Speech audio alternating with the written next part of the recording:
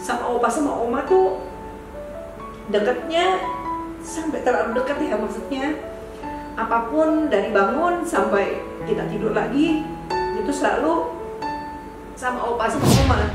Itu waktu itu kan Pak Arifin Senior yang bikin ya. Itu langsung ada di rumah ini, dan Om Arifin itu waktu itu juga memang yang direct langsung opa sama oma, yang direct langsung opa sama oma, langsung juga sama mama. Jadi film itu hampir 90% sih benar. Tadi saya dengar juga ibu cerita bahwa almarhum Ibu Johana ya? Iya, Oma. Iya. Itu punya indra keenam yang sudah tahu bakal ada kejadian seperti itu. Nah itu ibu, boleh ceritain bu? Boleh. Selalu kalau lihat tante Ade, Oma itu bilang, wah sepertinya saya nggak akan lama punya anak ini. 2 bulan sebelum ada kejadian G30S ini, Oma itu seperti dikasih lihat bahwa opa itu akan diculik nanti, dan akan ada orang yang akan menculik opa. Kejadian putranya Jenderal Panjaitan datang katanya? Tante Catherine. Ya. Oh iya, jadi waktu setelah kejadian itu Tante Catherine dia masih dengan darah-darah dari Pak Jenderal Panjaitan. Ayo cepat Jenderal, kita habis waktu. Mami!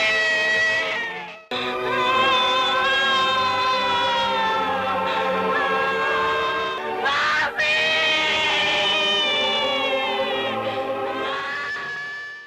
Tante Catherine datang bawa mobil untuk cek di apakah di Teguh Umar juga ada kejadian, apakah di tempat yang jalan lain ada kejadian gitu. Jadi saling mengatakan, kalian kesini hanya untuk membunuh anak saya.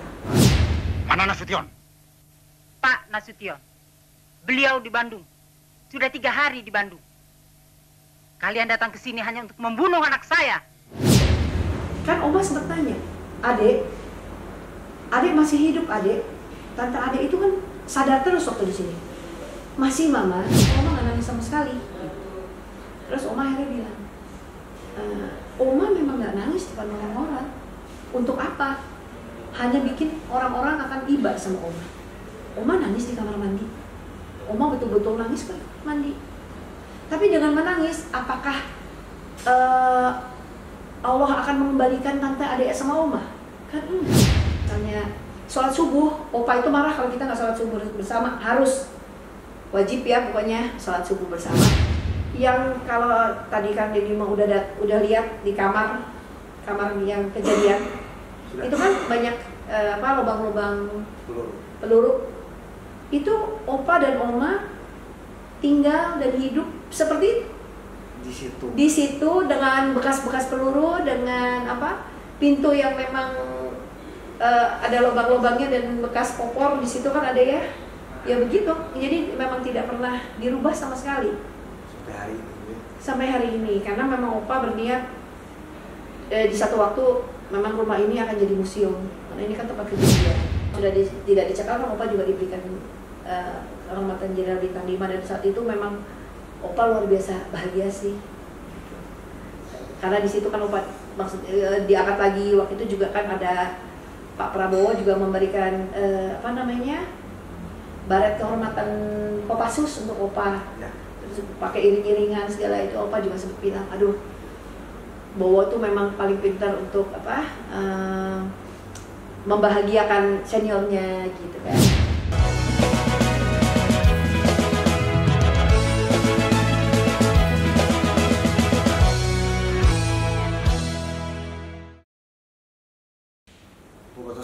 Assalamualaikum warahmatullahi wabarakatuh. Waalaikumsalam warahmatullahi wabarakatuh. Oh, Boto, saat ini saya berada di Museum Jenderal Besar Abdul Haris Nasution. Keren. Pejuang, petarung, pahlawan. Nah, di samping saya ada cucu beliau, Ibu Edianti. Apa kabar Ibu? Alhamdulillah baik. Bahagia saya ketemu Ibu, mendengar cerita beliau dulu dari SD sampai hari ini, terngiang-ngiang bahwa beliau itu pejuang besar ya. Iya. Saya mengenal beliau itu lewat literatur. Pangdam Siliwangi pertama Iya. Beliau lalu kasar. Betul kan Iya, Bu? betul. Iya. Kasar 2 kali. Siap. Sampai akhirnya terjadilah peristiwa kelam itu Ibu. Iya. Nah Ibu, boleh ceritakan pengalaman dari orang tua Ibu dulu tentang beliau opung ya Bu? Opa, kita panggil Opa Pung ya. Opa Pung. Nah, Ibu ceritakan kepada pemirsa seluruh dunia bahwa kejadian itu memang ada, peristiwa kelam, pengkhianatan kepada bangsa ini. Mana Ibu ceritakan? Sebenarnya kan kalau saya sendiri belum lahir gitu kan. Siap. Mama juga baru umur 13. Jadi mungkin kalau saya bisa cerita itu karena cerita dari mama atau opa sama oma. Bukan saya langsung sendiri gitu ya. Itu bisa lihat di film G30 SPKI yang sering ditayangkan. Ya. Itu waktu itu kan Pak Arifin Senur yang bikin. Ya. Itu langsung ada di rumah ini, dan Om Arifin itu waktu itu juga memang yang direct langsung opa sama oma, langsung juga sama mama. Jadi film itu hampir 90% sih benar, tapi memang dibikin lebih mild. Maksudnya lebih mild tuh gini, aslinya tuh kalau opa oma bilang ya jauh sih gitu, maksudnya jauh lebih serem dan mencekam daripada di film. Karena kalau di film kan nggak boleh sampai yang betul-betul sadis gitu ya. Sebenarnya kan kalau iya betul ya seperti itu. Nah kebetulan kalau saya sendiri itu kan diberi anugerah oleh Allah bahwa kakek saya itu dan nenek saya tuh hidup dan bersama-sama kami tuh jauh lebih memang lama ya, sampai opa sama oma meninggal gitu. Boleh nggak kalau kita ngobrolnya lebih ke peristiwa setelahnya, atau aku lebih pede untuk menceritakan kehidupan sehari-hari opa oma setelah kejadian yang aku rasain sendiri. Oke. Nah Bu, tadi saya dengar juga Ibu cerita bahwa almarhum Ibu Johana ya. Iya, oma. Oma. Iya. Itu punya indera keenam yang sudah tahu bakal ada kejadian seperti itu. Nah itu Bu, boleh ceritain Bu? Boleh. Siap. Jadi gini, kalau oma itu kan memang ada kelebihannya, ada punya indera keenam. Yang tadi aku ceritain ke Kang Deddy kan, yang tadi rame-rame itu baru sedikit ya. Ya. Jadi sebenarnya sebelum kejadian pun kan ada tanteku Adi Irma Suryani yang saat itu juga ikut tertembak. Ya. Nah, oma waktu punya tante Ade, itu kan tante Ade itu kan orangnya yang riang, orangnya tuh yang nyenengin lah gitu, anak kecil tapi nyenengin gitu. Dan itu oma selalu kalau lihat tante Ade, oma itu bilang, wah sepertinya saya nggak akan lama punya anak ini nggak akan lama dengan saya gitu. Itu pun oma udah punya perasaan itu. Yang kedua, 2 bulan sebelum ada kejadian G30S ini, oma itu seperti dikasih lihat bahwa opa itu akan diculik nanti, dan akan ada orang yang akan menculik opa gitu. Nah itu oma terus berpikir gitu, kalau itu nanti akan kejadian kepada opa, apa yang harus saya lakukan? Nah itu makanya oma udah bilang, wah nanti nih kalau dari kamar saya mesti ke kamar yang belakang, itu sudah ada di skenario oma. Dan ternyata waktu kejadian itu yang oma lakukan untuk melindungi opa. Itu. Nah, kan Ibu cerita tadi ada 4 kombi, banyak banget ya Bu di Iya, rumah itu. Iya, datang sampai kan ini rumah ini kan luasnya 2.500 ya. Nah itu semua memang penuh semua sama cabai rawit. Saat malam itu yang cerita mama. Ibu tadi bilang bahwa mama panggil Om Pierre ya? Pak Iya, Pierre, waktu udah terjadi kekacauan, terus mama lari dari ada jendela di sana, mama lari ke sini, ke ruangan yang kita sekarang lagi ngobrol ini. Ini sebenarnya ruang ajudan ya Bu? Iya betul. Itu mama cari Om Pierre, dan mama bilang, Om Pierre, AC meledak. Jadi mama tuh taunya lagi kacau gitu, mama taunya itu AC meledak, bukan banyak banyak nih cakra bira dan lain-lain tuh malah saking kacaunya ya gitu. Cerita mama sih, mama bilangnya begitu sama Pierre waktu itu. Padahal kamar kamar bapak sama ibunda, ibu Yanti ya, itu kan depan-depanan ya Bu? Bersebelahan. Bersebelahan ya? Iya. Tapi ibunda hanya tahu bahwa itu AC meledak. Waktu itu karena mungkin lagi tidur nyenyak semuanya, tiba-tiba mama waktu kayaknya waktu itu mama mendengar yang tante adik yang sempat dibuka kan, jadi gini, adiknya opa, ada Om Mardiah itu kan dititipkan tante adik sama oma. Harusnya tadinya dibawanya kan ke belakang. Ini mungkin karena semua udah panik, jadi Om Mardiah itu bawa tante adik ke pintu depan, di mana di situ yang sudah ada PKI di depannya gitu. Jadi pas dibuka itu tembak. Jadi yang mama dengar, mama pikir itu bukan tembakan tapi AC meledak gitu. Saking panik. Udah panik semuanya, iya. Orang lagi tidur nyenyak, lalu penjahat-penjahat itu datang gitu ya. Iya.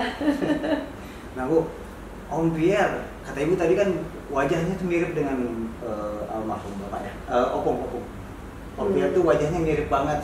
Jadi nggak sih, kalau Om Pierre mungkin lebih tinggi ya, lebih tinggi dan kan orang Manado dan Belanda ya.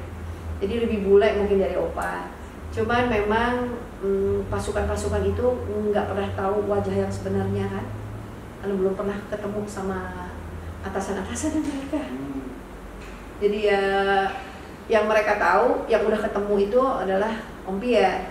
Sebenarnya kan ada yang lihat opa juga. Ada satu yang ada di depan, ada yang lihat opa, sebenarnya opa lagi melompat ke kedutaan Irak. Itu sempat satu tembakan diarahkan ke opa, makanya opa jatuh ke kedutaan Irak. Di situ ada pot bunga, opa sempat menginjak pot bunga, tapi juga ada drum air. Akhirnya opa berlindung di sana, ngumpet di sana. Cepat, pergi.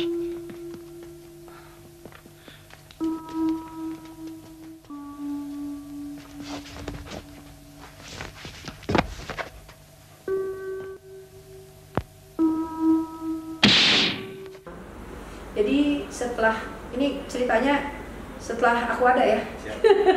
Enggak kan, aku sama adik-adik kan maksudnya dari lahir kami memang tinggal di sini sama opa oma sama papa mama juga gitu ya. Jadi setiap hari kami selalu bersama opa dan oma. Dan kamar kami kan juga di samping kamar opa oma. Yang kalau tadi kan Dedi mau udah lihat di kamar yang kejadian itu kan banyak lubang-lubang peluru. Itu opa dan oma tinggal dan hidup seperti itu. Di situ dengan bekas-bekas peluru, dengan pintu yang memang ada lubang-lubangnya dan bekas popor di situ kan ada ya begitu. Jadi memang tidak pernah dirubah sama sekali sampai hari ini karena memang opa berniat di satu waktu memang rumah ini akan jadi museum karena ini kan tempat kejadian. Dan kalau menurut saya akhirnya dulu saya nggak gitu ngerti kenapa mesti tetap seperti itu kan, karena Oma bilang ya itu karena tempat kejadian. Jadi orang dulu juga anak-anak SD dan SMP gitu kita terima untuk tur karena itu opa sama oma memang yang langsung memandu gitu ya kalau zaman dulu gitu ya.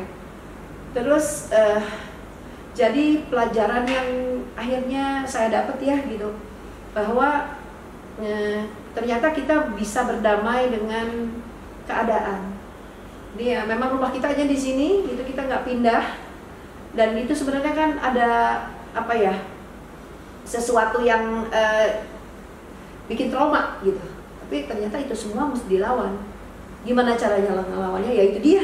Dengan kita tetap tinggal di sini dan dengan kita tetap besar di sini gitu. Terus saya juga nanya, Oma, kan ada foto-fotonya Oma waktu bawa adik Irma ya. Oma kan gendong sendiri anaknya. Oma pegang sendiri dari waktu ketembak dan sampai waktu adik meninggal pun Oma kan pegang. Dan akhirnya saya tanya sama Oma, kok Oma nggak nangis? Di foto Oma nggak nangis. Orang-orang juga bilang waktu ke tante adik, kok Oma nggak nangis sama sekali? Terus Oma akhirnya bilang, Oma memang nggak nangis depan orang-orang. Untuk apa? Hanya bikin orang-orang akan iba sama Oma. Oma nangis di kamar mandi. Oma betul-betul nangis ke mandi. Tapi dengan menangis, apakah Allah akan mengembalikan tante, adik sama oma? Kan enggak. Jadi oma memang berusaha untuk tegar di depan orang. Itu kan hatinya seorang ibu ya. Hancur anaknya meninggal dan tertembak di depan matanya sendiri gitu. Dan untuk oma, untuk maksudnya gini, agar supaya oma itu juga bisa mengikhlaskan, agar oma itu bisa bukan melupakan ya, tapi lebih ke healing ya gitu. Akhirnya oma bikin banyak yayasan-yayasan yang membantu anak-anak seperti Sayap Ibu itu kan oma yang mendirikan untuk anak-anak yang yatim piatu. Terus oma bikin juga yayasan tunanetra dan lain-lain itu semua, dan juga beasiswa untuk beasiswa. Jadi oma banyak sekali bikin yayasan waktu itu. Karena waktu itu oma juga ada di Persit kan. Jadi oma tuh lebih banyak untuk lari ke sosial. Oma tuh juga banyak dapat penghargaan Ramon Maksasai, itu banyak oma juga dapat bintang jasa juga kan. Menangani opa tuh sebegitu tegarnya sih oma ya untuk ini. Dan satu lagi pelajaran yang kami dapat dari oma opa sama oma, bahwa kita itu memang kita harus memaafkan. Allah aja memaafkan hambanya, tapi kita tidak pernah boleh melupakan sejarahnya. Kejadiannya itu kita tidak bisa lupakan, karena itu salah satu kejadian bangsa kan. Dan anak-anak PKI yang orang tuanya dipenjara dan sudah tidak diberikan hak apapun, anak-anaknya kan nggak salah. Ada juga yang anaknya menjadi dokter. Itu oma ambil. Oma itu punya rumah sakit di Cengkareng untuk orang yang tidak mampu. Itu anak-anak PKI yang nggak dapat pekerjaan, yang dokter, itu sama oma diambil dan dipekerjakan di sana. Dan ada juga yang diberi beasiswa sama oma. Itu karena oma bilang, ya mereka kasih orang, kan bapaknya yang itu, mereka sendiri kan nggak tahu dan nggak salah gitu. Jadi kita berikan kesempatan untuk itu, dan dengan begitu rasa sakitnya itu kan juga lebih hilang ya. Maksudnya lebih, itu semua yang cara oma untuk dan opa untuk lebih meredakan rasa sakitnya kehilangan tante adik. Nah, kalau oma kan suka ngobrol, Iya. dengan opa suka ngobrol juga tidak? Iya, banget. Dekat banget ya? Deket banget. Ada cerita yang lucu, ada cerita yang banyak banget. Wah, gimana? Kalau gitu mau nangis. Aduh, gimana ya? Kalau kami sama opa sama oma tuh dekatnya sampai terlalu dekat ya, maksudnya apapun dari bangun sampai kita tidur lagi itu selalu sama opa sama oma. Maaf kalau agak kalau pagi kita mau sekolah, itu yang bikin kita ngerti segala macam itu adalah omaku sama ada ibunya Om Ayut aku juga. Jadi kita dari pagi itu udah berkegiatan sama oma. Terus kalau opa tuh selalu, karena opa itu kan punya cucu semua hanya 4 perempuan. Dan itu selalu opa banggain tuh gini, ya saya kehilangan 1 anak tapi saya dapat lagi cucu 4 perempuan gitu. Kami tuh suka adu panco, padahal kita kan perempuan ya gitu, suka kayak adu panco, dibikin sama opa gini, ini nih gitu, nanti siapa yang menang dapat uang 1.000 gitu ya. 1.000 zaman dulu? Iya, nggak, tapi itu juga kan nggak terlalu ini, cuman buat lucu-lucuan biasanya sama opa. Itu kita main siapa yang menang-menangan tuh, terus nanti ayo pijitin opa dong, injek-injek. Opa tuh kalau udah pijit tuh diinjek-injek tuh gitu. Jadi sedekat itu. Dan opa tuh kalau kan opa tuh kan sering diajak acara-acara gitu. Kalau misalnya opa tuh kayak ke masjid Sunda Kelapa atau kemana gitu kan selalu dapat nasi berkat. Ya, betul. Nasi apa-apa gitu ya. Itu orang nanya, "Bapak kenapa nggak pernah mau makan?" Opa nggak pernah mau makan di sana. Opa selalu bawa pulang ke rumah. Untuk cucunya? Kita bagi berlima. Oh. Terus pernah juga dapat sate nih. Kalau sate kan cuma dapat 10 tusuk plus sama lontong. Ya. Itu opa tuh dengan bangga kalau pulang nih. Kumpul yuk Edi, Ica, Ina, Vita, kumpul di ruang makan. Opa bawa makanan nih. Itu kan sebenarnya kenyang juga enggak, tapi itu kan kebersamaannya ya. Kayak kalau dibeliin sate tuh ya aku 2, adikku semuanya 2-2, plus opa 2. Jadi kita makan bareng-bareng tuh, habis baru makan bersama gitu. Jadi ya memang sedekat itu kami sama opa. Terus ya buat saya juga, opa itu adalah sejarah berjalan. Maksudnya sejarah berjalan tuh gini, opa itu kan ahli sejarah, opa itu banyak hafal sejarah. Jadi saya tuh kalau dulu bikin PR kan suka banyak tuh, ada PR PMP lah, PSPB lah, terus nanti ada PR matematika. Saya tuh bisa, kalau misalnya ada PR, saya tinggal bangun, kalau opa lagi tidur saya bangunin, opa, jadi mau bikin PR, terus ya nanti enggak sekarang, bilang gitu. Nanti apa katanya tuh, saya tanya pertanyaannya, opa sambil tidur tuh jawab, ya bikin tuh. Jadi seperti itu kedekatan kami ya. Terus kalau misalnya sholat subuh, opa itu marah kalau kita nggak sholat subuh bersama, harus wajib ya pokoknya sholat subuh bersama.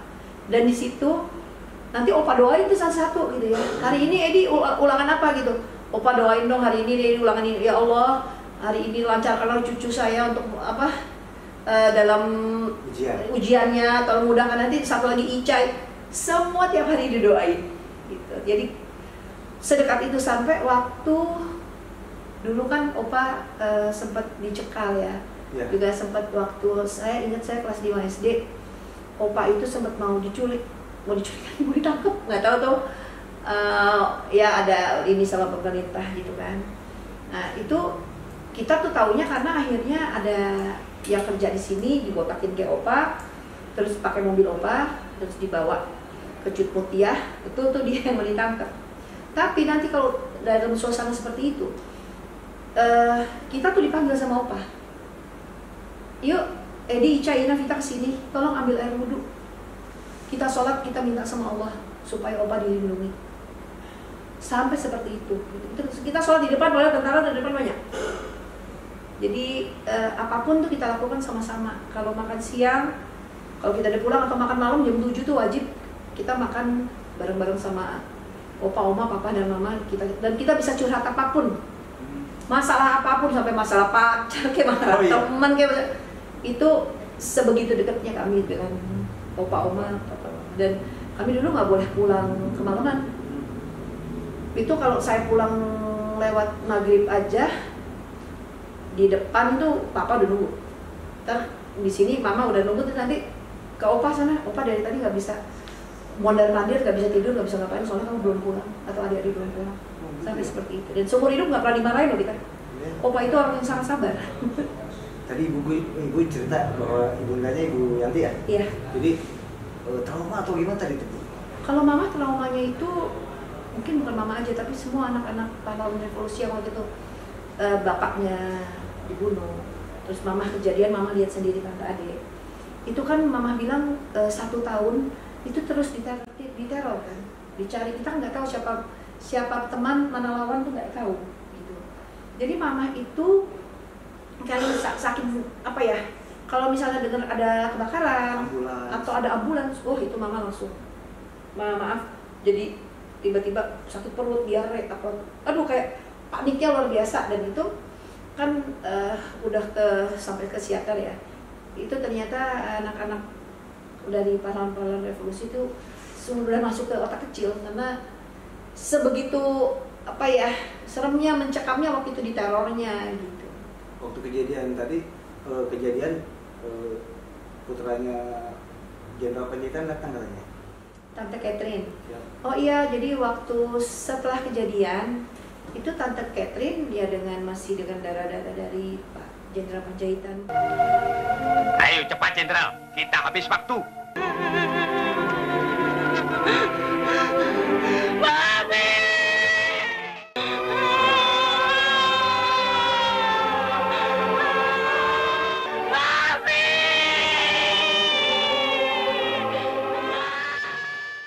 Tante Catherine datang bawa mobil untuk cek apakah di Teguh Umar juga ada kejadian, apakah di tempat yang zona lain ada kejadian gitu. Jadi saling mengecek ya. Karena kan waktu itu telepon segala macam itu semua langsung diputus kan, langsung dimatiin. Jadi memang kita nggak bisa hubungin siapa-siapa. Dan waktu itu di sini pun kan opa baru setelah pagi ya, setelah subuh pokoknya udah terbit matahari baru diambil ke sebelah. Dan di sini itu yang buat mama trauma juga, ya semuanya pasti trauma ya. Itu 2 hari baru bisa darah-darah yang ada di dalam rumah itu baru bisa, darahnya tante adik baru bisa dibersihkan karena banyak sekali tante adik keluar darah kan waktu itu di sana. Jadi itu memang kalau buat anak kecil, mama waktu itu juga umurnya kan baru 13 ya, jadi itu sangat trauma lah. Sekarang kita bahas yang liburan sama opa oma kemana tuh Bu? Jarimu nggak terlalu tegang nih? Enggak lah, enggak boleh. Kalau pergi sama opa, kalau kami sebenarnya untuk jalan-jalan banget dari dulu tuh jarang ya, karena kami kan udah sama-sama di rumah ini ya, jadi memang sering menikmati yang namanya liburan dan lain-lain tuh di rumah. Kadang-kadang temen yang main kesini gitu. Saya juga pernah jalan-jalan sama opa, misalnya kita misalnya ke Batam, kami jalan ke Singapura, tapi opa nggak boleh, waktu itu opa dicekal. Oh iya. Jadi nggak boleh. Jadi kita kalau jalan-jalan mesti ya lebih di Indonesia gitu, atau seringnya tuh jalan-jalan ke Ancol. Opa tuh suka banget lagi. Ancol ya. Ngajak kita berenang di Ancol tuh hobi banget. Jadi sampai sekarang untuk saya satu healing saya itu saya jalan-jalan ke Ancol karena nostalgia. Ya. Kalau udah gitu nangis lagi. Iya. Gitu. Itu sih ada sih fotonya apa segala macam gitu ya. Karena opa tuh sangat suka deh dulu zaman opa Ali Sadikin segala itu juga. Kita suka nginep di mana? Di Putri Duyung. Itu ada fotonya tuh di dalam juga tuh yang kita berempat foto sama opa. Ya. Itu juga. Itu di Ancol gitu. Terus kita kalau misalnya mau liburan ya buat kita tiap liburan itu ya main. Di sini tuh bisa jadi ajang bermain macam-macam deh. Dan waktu dari kami SMA itu saat kami itu libur itu sama oma dari jam 8 pagi sampai jam 4 sore kami itu ditaruh di panti asuhan di Seribu. Kita harus jadi volunteer. Jadi dulu zaman kecil kita nggak jalan-jalan, tapi kita diajarkan untuk jadi volunteer kemana-mana. Iya. Atau nggak ikut ke rumah sakit kemana. Jadi suka diajak kegiatan sosial sih macam-macam gitu. Keren. Dan itu bisa ditularkan juga sama generasi sekarang itu Bu. Ya, iya. Ternyata dulu kita masih agak komplain, kenapa sih mesti di sini? Tapi kita ngeliat ternyata anak-anak itu nggak ada yang ngurusin, anak-anak itu butuh kasih sayang. Akhirnya kita yang malah nggak usah diminta, kita yang datang. Dan kadang-kadang teman-teman akhirnya gini, gue ikut dong, gitu. Ya udah, ayo, gitu ya. Jadi lebih banyak menghabiskan waktu untuk seperti itu sih. Dan akhirnya Bapak Jenderal Nasution juga dapat bintang 5 ya. Iya, alhamdulillah. Iya, di akhir hidupnya opa Allah itu memang maha pengasih, maha kuasa ya gitu. Jadi opa tuh juga sempat dicekal, tapi terakhir itu kan waktu opa sudah tidak dicekal kan opa juga diberikan kehormatan Jenderal bintang 5, dan saat itu memang opa luar biasa bahagia sih. Karena di situ kan opa diangkat lagi, waktu itu juga kan ada Pak Prabowo juga memberikan baret kehormatan Kopassus untuk opa. Ya. Terus pakai iring-iringan segala itu, opa juga sempat bilang, aduh, Bowo tuh memang paling pintar untuk membahagiakan seniornya gitu kan. Terus semua setelah itu kan opa baru meninggal. Ya. Ibu. Ya. Di film yang paling terngiang-ngiang ketika saya nonton film G30 SPKI, ada sebuah scene adegan Ibu Johana di hadapan prajurit para pengkhianat Cakrabirawa itu. Kalian datang hanya untuk membunuh anak saya. Itu teh terngiang-ngiang Bu. Gimana tuh Bu? Tolong ceritain Bu. Oke. Itu kan waktu itu opa sudah ngumpet ya. Terus kan oma ngambil tante adik. Ya. Bawa tante adik untuk berdarah-darah itu sempat sambil lihat opa tuh. Sebenarnya kan waktu itu opa mau turun lagi karena melihat tante adik sudah berdarah-darah ditembak. Tapi oma bilang, jangan mereka itu mau bunuh kamu. Kamu tetap ngumpet ke sana, jangan turun gitu. Terus oma masuk lagi ke dalam. Itu sebenarnya oma mau telepon, mau cek kayaknya mau lapor bahwa ada kejadian di rumah gitu kan. Nah itu waktu Oma mau ambil telepon, ternyata teleponnya itu sudah diputus. Nah itu ngadepin ada kalau di dalam itu kan ada cara bironya ya untuk ketemu ya gitu. Nah itu Oma ditanya, mana Nasution? Oma jawab, Pak Nasution. Pak Nasution sudah 2 hari ada di Bandung. Kalian kesini hanya untuk membunuh anak saya.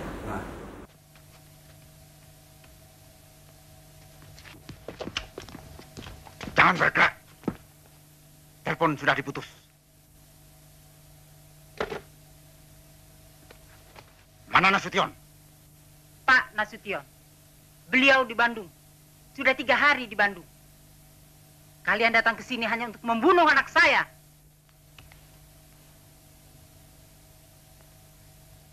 Iya itu. Siap. Dan Oma emang orangnya nggak ada takutnya. Iya. Emang Oma kan juga pejuang PMI ya. Siap. Jadi emang nggak itulah, nggak takut. Pi, merinding, foto. Dengar ceritanya aja merinding. Tapi emang Oma memang sekuat itu seperti yang aku cerita juga ya. Nggak bukan orang yang cengeng apa gimana, enggak. Itu Oma bawa tante Ade setelah tahu Opa memang harus sudah dibawa, itu Oma bawa tante Ade ke, oh ada satu lagi, waktu Oma gendong tante Ade, itu kan Oma sempat tanya, Ade masih hidup Ade? Tante Ade itu kan sadar terus waktu di sini, masih Mama. Terus Oma tanya, apa yang sakit Ade? Ade perut Mama. Terus baru Tante Ade tanya sama ada Mama kan nangis, Mah kenapa kakak nangis? Kenapa ayah ditembak Mama? Itu Tante Ade sempat melontarkan itu. Tapi setelah dibawa ke RSPAD karena kehabisan banyak darah, sempat dioperasi tanggal 6-nya, terus Tante Ade meninggal. Itu sih. Ibu izin, tadi di foto di dalam sana ada tulisan apa salah Ade. Oke. Nah, itu siapa yang tulis, Bu? Sebenarnya itu tulisan dari fansnya Opa ya. Setelah Tante Ade meninggal, jadi kan banyak yang kasih simpati. Nah itu terus dia bikin foto itu dan taruh kata-kata itu sih. Jadi itu bukan keluar dari ininya Tante Ade. Soalnya Yang Tante Ade tanya yang tadi aku cerita kan. merinding juga. Tadi saya lihat terus ada tulisan apa salah Ade papa ya? Ayah. Ayah ya. Iya. Apa salah Ade ayah? Merinding juga, makanya saya penasaran mau saya tanyain ini sama Iya ibu enggak, gitu. kalau itu enggak, tapi cuma tanya kenapa ayah ditembak. Itu kenapa kakak nangis. Itu sih, tapi kalau untuk apa salah adik itu orang dengan imajinasinya bikin gitu ya. Oke. Itu. Satu lagi, Bu. Di depan, di belakang sana Iya. ada kolam. Itu Kolam ikan. kolam ikan. Katanya itu favoritnya almarhum Jenderal Nasution. Dulu kolam ini dinamain, jadi ini kolam Ade Irma. Karena dulu Ade Irma itu sering main di sini. Dan panas setiap melihat ini tuh, jadi teringat Ade Irma sering main di situ. Ya, semua juga pasti suka main di situ sih. Ya Tante Ade tuh suka main di situ, dan Tante Ade tuh hobinya minta bikinin baju koat. Oh. Ada di dalam. Ada, saya lihat. Iya, Sudah. itu. Jadi Tante Ade tuh seneng banget pakai baju itu, terus sering di depan foto Opa, terus ya hormat gitu. Iya, iya. Iya, Tante Ade tuh juga suka nari sama bonekanya tuh, ada boneka itu Iya. mamanya beliin. Sering nari serimpi gitu-gitu loh, Tante Ade seneng. Katanya sama Pak Pierre juga Dekat. hari ulang tahunnya sama ya? Enggak? Aduh, lupa kalau dia kan kalau Tante Ade itu kan bulan sorry Februari kan. Aku lupa kalau dia. Oh iya. Iya. Ya saya tadi dengar sekilas aja sih. Iya. Om Pierre, Pak Pierre sama Tante Ade. itu sering main di kolam ikan itu katanya. Iya, Dekat emang. banget.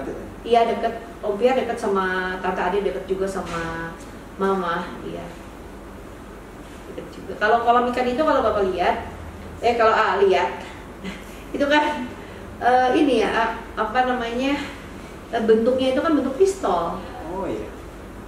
Nggak tahu tuh kepikiran seperti itu gitu. Itu sudah lama atau setelah kejadian? Oh, adanya kolam ikan itu. Kayaknya udah lama ya, dari dulu memang ada. Terus itu kan di sana ada ada tanaman-tanaman. Oma kan suka tanaman gitu, jadi suka di sana. Kalau Opa tuh sebenarnya di sebelah kantor Opa itu Opa bikin tanaman-tanaman lalap, karena Opa itu kadang bilang Opa tuh orang Ciwidey. Karena sukanya lalap. Opa tuh tiap hari wajib ada lalapan. Ya, mungkin karena beliau mantan Pangdam Siliwangi, Sunda banget. Iya. Jadi lalap dan sambal. Iya. Ya, Bu. Sambal enggak? Oh enggak. Opa kalau sambal enggak sama sekali, cuma lalap wajib. Dan itu Opa tanam sendiri semuanya. Ini kan masih ada kan? Kalau di sana ada pohon belimbing, itu semua juga memang Opa dulu. Yang sama pohon jambu. Oh iya. Yang dari dulu, dan itu nggak pernah mati sih. Itu masih banyak buahnya. Oke, Ibu. Terima kasih sudah berbincang singkat, tapi sangat bermakna untuk semua pemirsa. Jadi kita ngobrol langsung dengan cucu dari Bapak Jenderal Besar Abdul Haris Nasution. Anytime, Mak. Keren banget.